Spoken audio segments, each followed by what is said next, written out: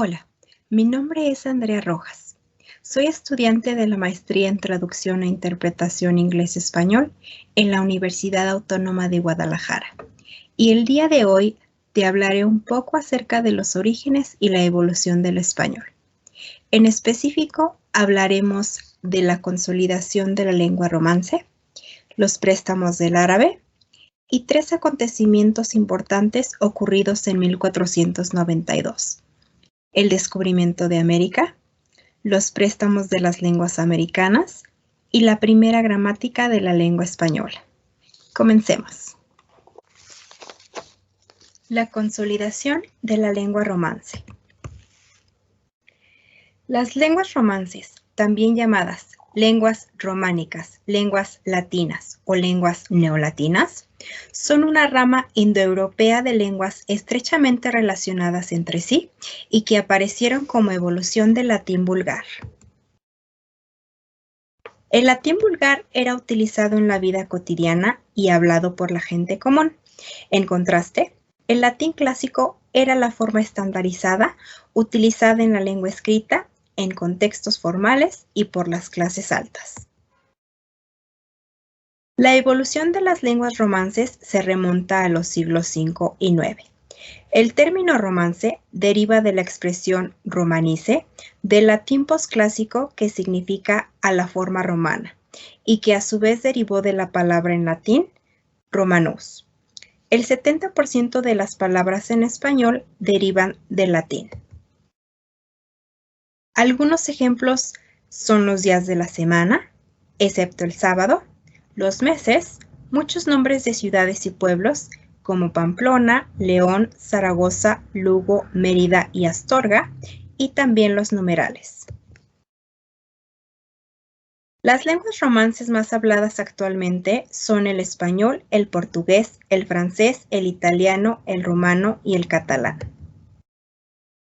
Estas lenguas romances comparten numerosas palabras que son reconocibles a pesar de los cambios fonológicos, al igual que numerosos verbos y formas gramaticales.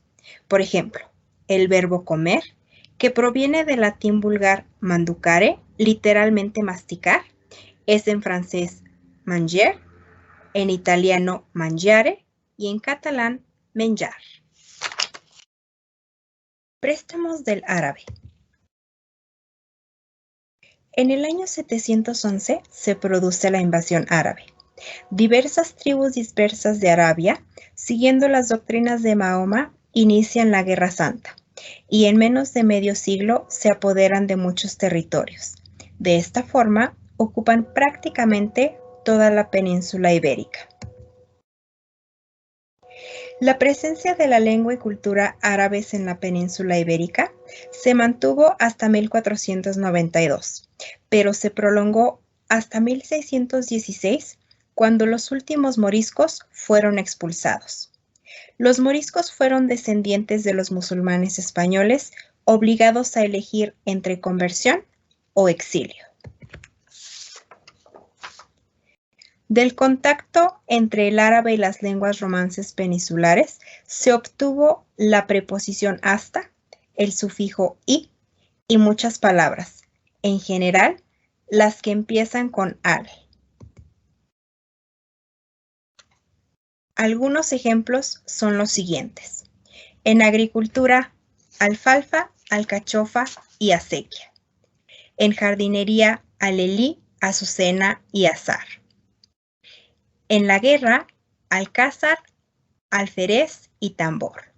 En construcción, albañil, alcoba y tabique. En ropa y utensilios, alfombra, taza y almohada. En ciencias, álgebra, alcohol y cifra, entre muchos otros. 1492. El descubrimiento de América. La época colonial, entendida como el periodo que comprende desde el momento de la conquista en 1492 hasta finales del siglo XVIII, puede considerarse como la etapa fundamental en la evolución del idioma.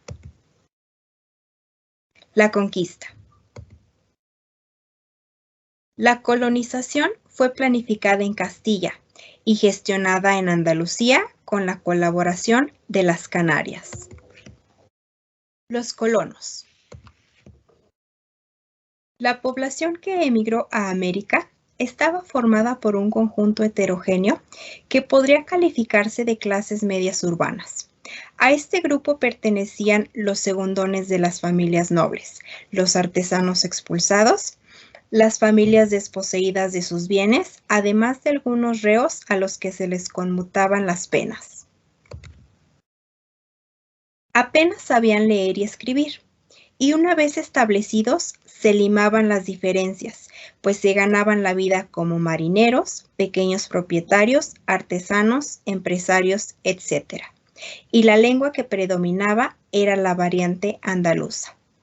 Los recién llegados no pudieron comunicarse inicialmente sino con gestos o utilizando objetos y dibujos, hasta que algunos individuos, indios o españoles, aprendieron los rudimentos de las lenguas con que habían entrado en contacto y pudieron servir de intérpretes. Los derechos de la monarquía castellana sobre las tierras americanas, basados en el hecho mismo de su descubrimiento y ocupación, se hicieron evidentes cuando los reyes católicos dieron instrucciones de que se enseñara castellano a los indios y de que fueran evangelizados. La formación del español de América. Una vez situada la lengua y sus hablantes en un nuevo mundo, otros elementos empezaron a formar parte del proceso de conformación de la variedad lingüística americana. Por un lado, el contacto con las lenguas indígenas y con las africanas, y por el otro, la asimilación de la variedad del español hablado en América como propia. La contribución andaluza al español de América. Algunos ejemplos del andalucismo del español de América son alfajor, barcina, bucaró, chinchorro, estancia, habichuela, maceta, candela y rancho. Además está el uso de ustedes y tú. La preferencia por el ustedes está relacionado con el desprestigio en el siglo XVI de la forma vos y su sustitución por vuestra merced, antecedente del actual usted. La forma vos desapareció a favor del tú en las regiones virreinales, México, Perú, Cuba y Puerto Rico. Sin embargo, en otras zonas sin corte virreinal, Chile, Río de la Plata, Llanos de Colombia, Venezuela y la Sierra de Ecuador, se mantuvo la forma vos. 1942. Préstamos de las lenguas americanas. La influencia del vocabulario de los pobladores indígenas de América en el momento de la conquista es innegable. De todas las lenguas indígenas, las que han tenido mayor influencia y penetración en el castellano son el guaraní, el náhuatl, el maya, el quechua y el aymara. Algunos ejemplos son aguacate del náhuatl, alpaca del aymara, barbacoa del arawak, caucho del quechua, cigarro del maya, huracán del taíno, iguana del antillano, jaguar o yaguarete del guaraní, loro de origen caribeño y tapioca del tupí, entre muchos otros. En opinión de Frago, a finales del siglo XVII, el español de América ya estaba formado a partir de una base fonética meridional, la asunción de indigenismos y americanismos léxicos y un claro apego a la tradición gramatical. Las fuerzas que conforman los rasgos definitorios del complejo dialectal del español en América son dos. Primero, la doble tensión de no perder el contacto con la península y asimilar todas las novedades. Segundo, la necesidad de la nueva sociedad americana de identificarse con su propio espacio social y lingüístico, unido al esfuerzo de los nuevos colonos por asimilarse a la sociedad indiana. 1942. Primera gramática de la lengua española. En la historia del español, un personaje esencial es Antonio de Nebrija, debido a que el 18 de agosto de 1492 publicó la Gramática Castellana, el primer estudio de nuestra lengua y sus reglas. Además, escribió el diccionario de español más completo hasta la fecha, con más de 30.000 entradas, que también fue publicado en 1492. La hazaña de Nebrija es haber descrito las reglas gramaticales del español, haberlas puesto en orden y haberlas escrito. Al hacer esto, estableció una de las características clave del castellano hasta nuestros días, su tendencia hacia la ortografía fonética. Además, fue la primera gramática de una lengua vulgar que se imprimió en Europa, y también la primera entre las gramáticas románicas, a las que servirá de modelo. La obra de Nebrija está dividida en 5 libros: ortografía, prosodia, etimología, sintaxis e introducciones de la lengua castellana para los que de extraña lengua querrán aprender. Nebrija consideraba el latín como una lengua superior y por ello, cuanto más se acercase una lengua al latín, más perfecta sería.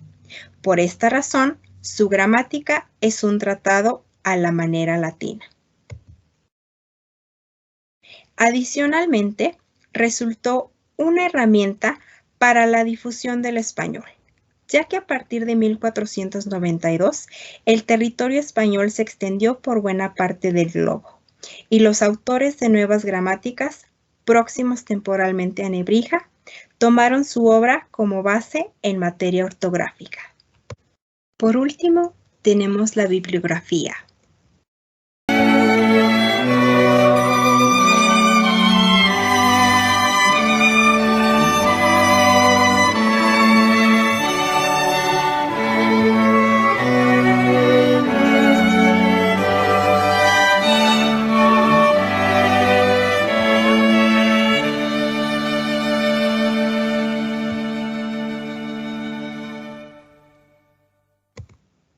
Hemos llegado al final de este video.